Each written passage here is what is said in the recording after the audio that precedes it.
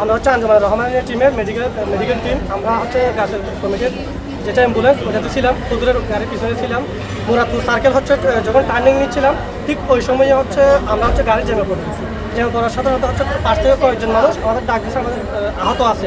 সাথে সাথে আমরা এমএসএর দরকার করছি, ওনারা উঠে দিচ্ছে। আমরা টোটাল 5 জন, 2টা বাচ্চা, একটা হচ্ছে 11 বছর, আরটা হচ্ছে 14 বছর, আর 2জন একজন 35 বছর হবে, একজন 25 বছর হবে, আর হচ্ছে 54 বছর। 54 বছর যিনি, ওনাকে যখন গাড়িতে উঠে দিচ্ছিল তখনই আমরা পালস চেক করে দেখছি পালস নাই। তারপরে আমরা সিপিআর দিয়ে ট্রাই করছি, নাই। আমরা তাড়াতাড়ি যত দ্রুত সম্ভব আমরা অ্যাম্বুলেন্স মেডিকেল আমরা ব্যবস্থা করছি। আর বাকি 2জন, একজন হচ্ছে আইসিইউতে আছে বর্তমানে, আর যে ইমার্জেন্সিতে আছে। বাচ্চা 2টার মধ্যে রিফাত নামের যে বাচ্চা, ওকে হচ্ছে ওরা হাতে দিয়ে দিছি। আর আশফাক নামের যে বাচ্চা, ওরা এখন আসে না, ও চিকিৎসা চলমান আছে।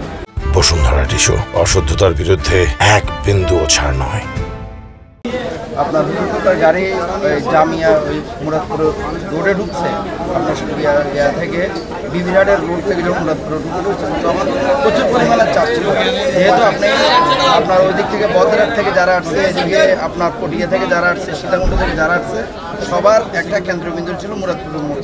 অনেকে ভিতরে যেত না চাপের কারণে।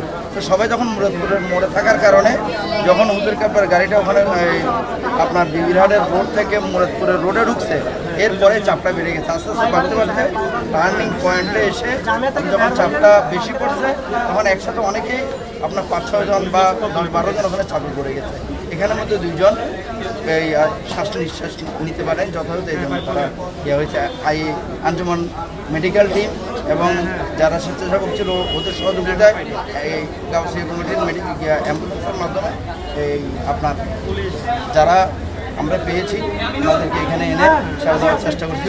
2 জন ইন্তেকাল করেছেন, ইন্না লিল্লাহি ওয়া ইন্না ইলাইহি রাজিউন, আর একজন আইসিইউতে আছে, আর 2 জনকে আমরা অভিভাবকের কাছে হস্তান্তর করছি।